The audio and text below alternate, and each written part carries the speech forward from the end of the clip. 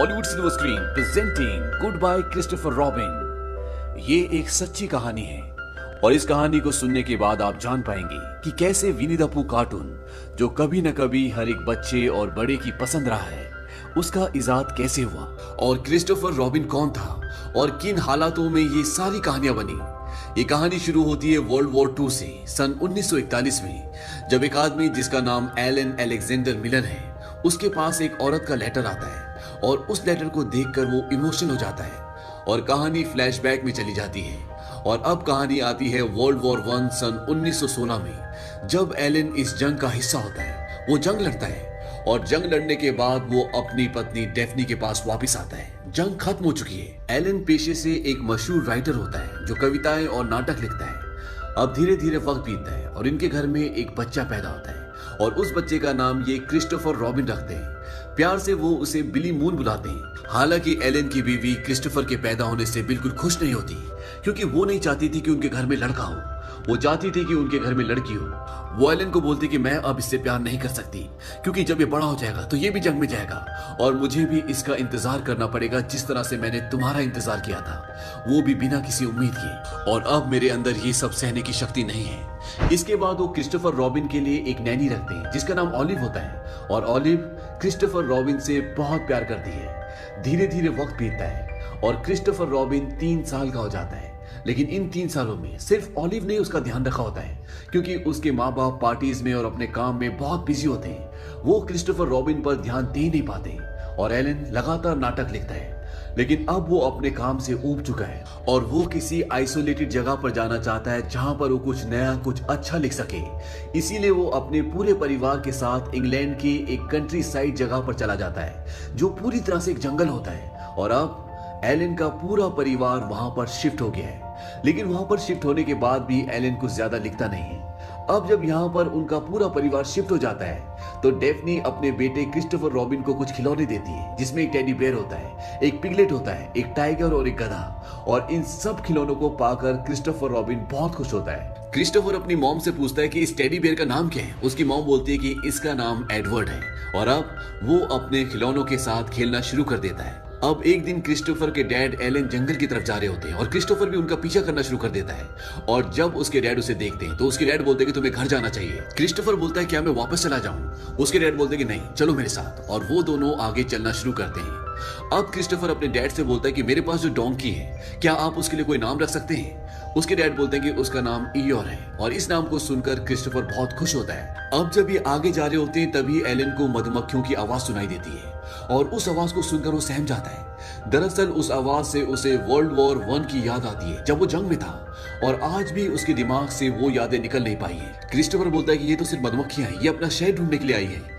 और ये सुनने के बाद उसके डैड रिलैक्स हो जाते हैं और वो दोनों वहां से घर वापस आ जाते हैं। घर वापस आने के बाद एलन की पत्नी उससे बोलती है कि तुम यहाँ पर कुछ लिखने के लिए आए हो और तुमने अभी तक कुछ लिखना शुरू भी नहीं किया। जंग के बाद पूरा देश सदमे में, लोगों की जिंदगी बेरंग हो गई है और अगर तुम जंग के खिलाफ किताब लिखोगे तो तुम उनकी बेरंग जिंदगी में रंग भर दोगे।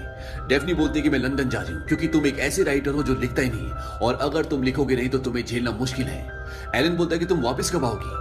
वो कहते हैं कि जब तुम लिखना शुरू करोगे। अब जब वो लंदन जा रही होती है तो नैनी बोलते हैं कि मैं और क्रिस्टोफर भी आपके साथ आ जाते हैं ताकि हम क्रिस्टोफर को जू दिखा सकें। और क्रिस्टोफर, नैनी और क्रिस्टोफर की मॉम डेफनी ये सब के सब लंदन में जू जाते हैं। जू में ये सब एक बहुत बड़े बेयर को देखते हैं। क्रिस्टोफर पूछता है कि इसका नाम क्या है। नैनी बोलती है कि इसका नाम विनी है, क्योंकि ये विनीपेग से है। जू घूमने के बाद नैनी और क्रिस्टोफर घर वापस आ जाते हैं, लेकिन उसकी मॉम डेफनी वहीं लंदन में रुक जाती है। और अगले दिन नैनी को 3 दिन की छुट्टी लेकर अपनी मॉम को देखने के लिए जाना पड़ता है, क्योंकि उसकी मॉम की तबीयत बहुत ज्यादा खराब होती है और इनका कुक भी पहले से छुट्टी पर होता है। इसीलिए घर पर अब सिर्फ क्रिस्टोफर रॉबिन और उसके डैड एलन बचे हैं। अगली सुबह जब एलन कुछ लिख रहे होते हैं तभी उनके पास क्रिस्टोफर आता है। क्रिस्टोफर बोलता है कि मुझे पता है कि आप जंग के लिए कोई किताब लिख रहे हैं, ये एक अच्छा आइडिया है। अगर आप मेरे लिए कुछ लिखेंगे तो मैं उसे जरूर पढ़ूंगा।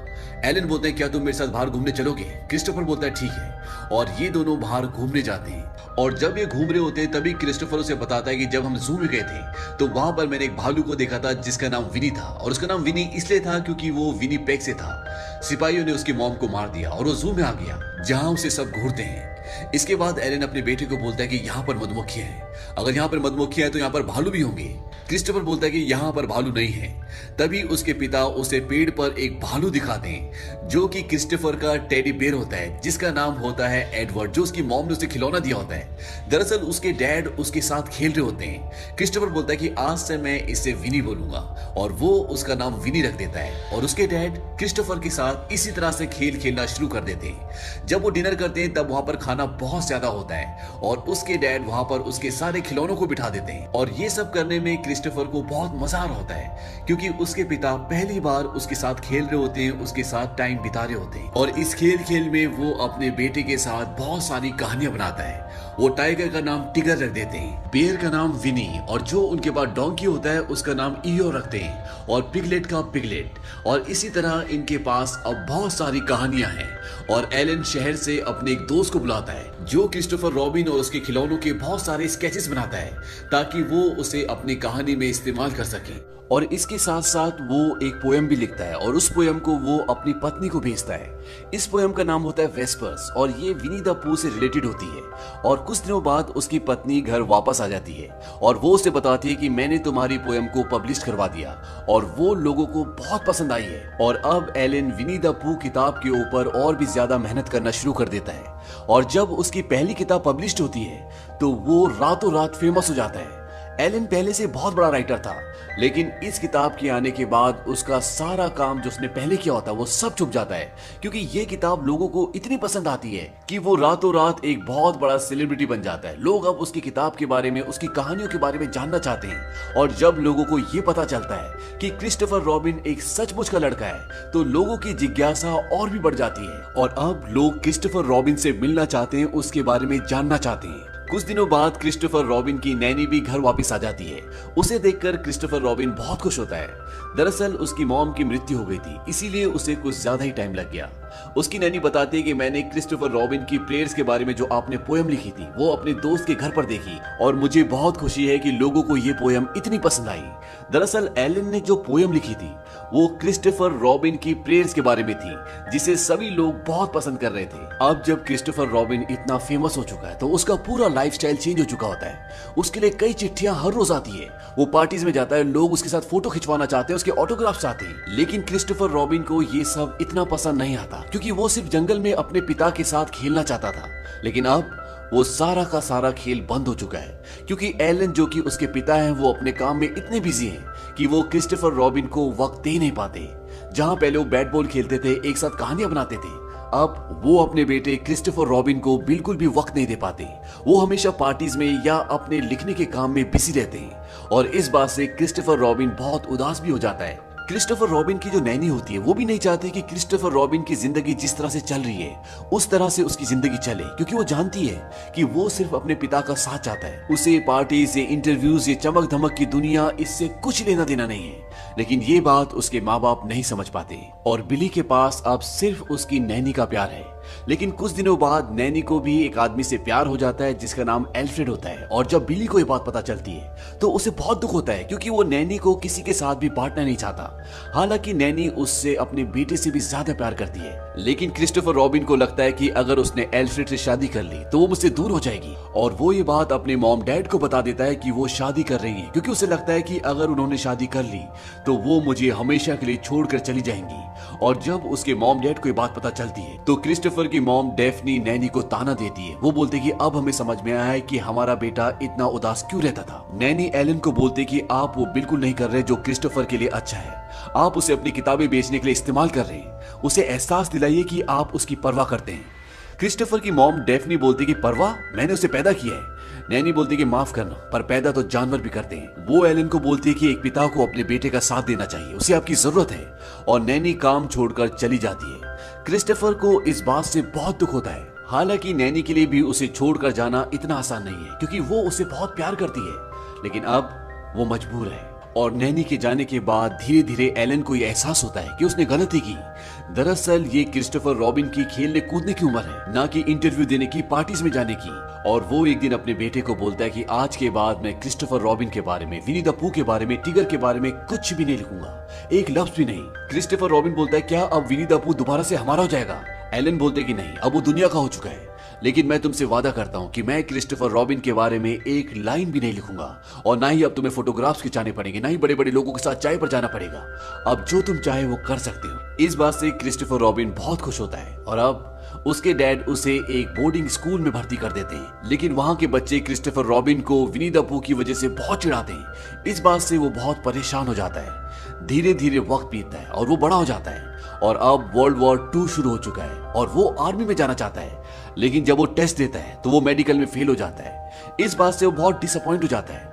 दरअसल वो आर्मी में जाना चाहता है, वो अपने देश के लिए कुछ करना चाहता है, अपनी एक पहचान बनाना चाहता है। और वो अपने डैड से बोलता है कि मैं जानता हूं कि आप मुझे मेडिकल में पास करवा सकते हैं, क्योंकि देश के हर एक नागरिक के दिल में आप बसे हुए, और ये सब मेरी वजह से मुमकिन हो पाया है।